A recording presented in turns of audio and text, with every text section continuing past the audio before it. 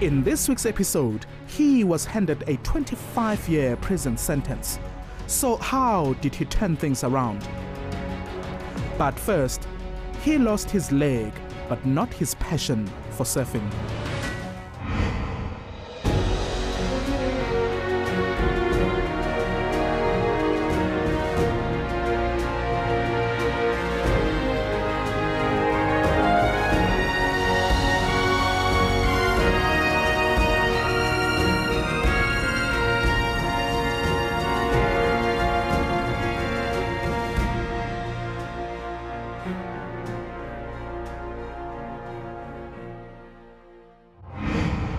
Hello and welcome.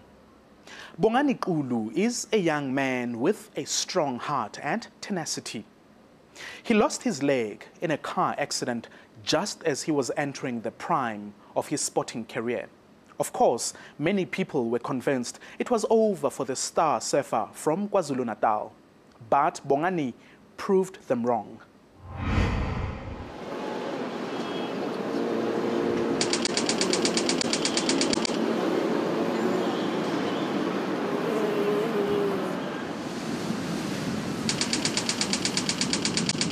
At that time, I was working in Durban, Waterworld.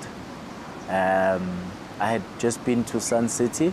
Everything was going perfect. It was just finished December holiday season. Later that day, Bongani joined a group of friends at a local sports bar to watch football. As I say, they haven't conceded a goal now in their last 4 matches. If they keep that up.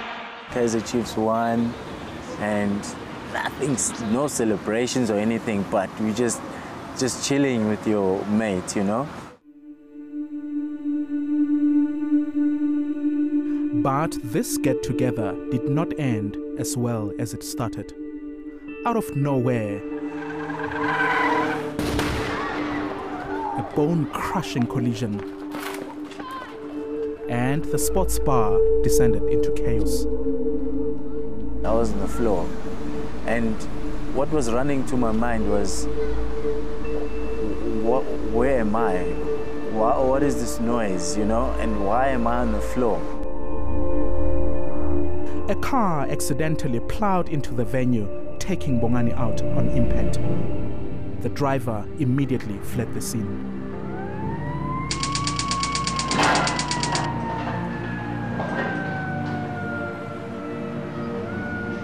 I went to that door, I saw Bongani like there in the bed. Even him, he couldn't face us. He was crying, and my mother was crying. Because he was bleeding profusely, doctors had to quickly decide on how to save the teenager's life. Amputating his badly injured leg became their only solution. When you've just had an amputation, you actually can feel your toes. You can feel your toes as if your leg is still there, because it's in the mind. I just didn't want to see people. I didn't want to talk. Before the accident, Bongani had been doing well, working and helping his grandmother, who was a domestic. His parents were living in Pinetown. At that time, I was a qualified lifeguard. I qualified when I was still in school, in high school. So I used to work weekends when I was in school, during school time, and then on holidays work on seasons. But the 2003 accident changed Bongani's life. He lay in that bed, and I remember Bongs, he almost lay like a dying dog. That's what I remember, because he wouldn't look at us, he wouldn't talk to us. He just would bury his head, you know? And we felt so bad for him. I went to him, I said, Bongani, you're gonna be better. Just be strong. It's not over. I didn't lose hope on him because Situ was more like, he's my close brother. We talked a lot. I didn't lose hope on him. I knew he's a strong man, he's gonna get back up.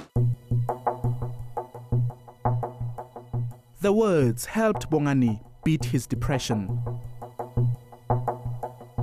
One of his mentors advised him never to give up on his passion for the water, despite losing his leg.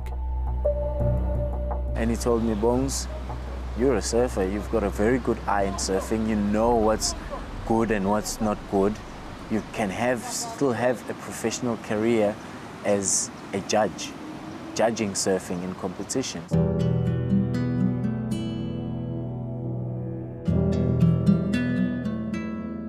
Bongani listened. After 4 months in rehab, he took a chance and returned to the ocean as a judge of surfing competitions. His mentor was extremely supportive. He used to pick me up at home, and from his house it was about 40-minute drive, but he dedicated those weekends, he dedicated that time, drives me all the way to Durban. Bongani took advantage of the support he received from those around him and slowly built his career as a surfing judge. 3 years later, he'd been judging competitions in countries like Brazil, Australia, Portugal, and Ecuador.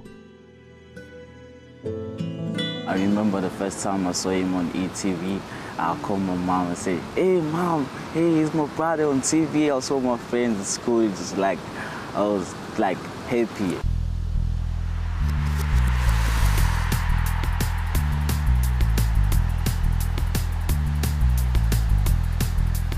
Following his success as a surfing judge, Bongani took to the waves and taught himself to surf with one leg. He is now a lifeguard superintendent in charge of teams that look after 5 beaches in KZN. Apart from traveling the world extensively, he is among the board of directors for Surfing South Africa and a recipient of 2 prestigious sporting awards. He's never had a problem with his leg. He lost it, he had his problem put behind him, and he's gone forward. He's never thought about it again. Despite his busy schedule, Bongani also makes time to train the next generation of surfers. Send us your feedback and let us know what you think. Against all odds at enca.com. You can also be in touch with us on Twitter and Facebook. Still to come, what's there to live for when you've been handed a 25-year prison sentence?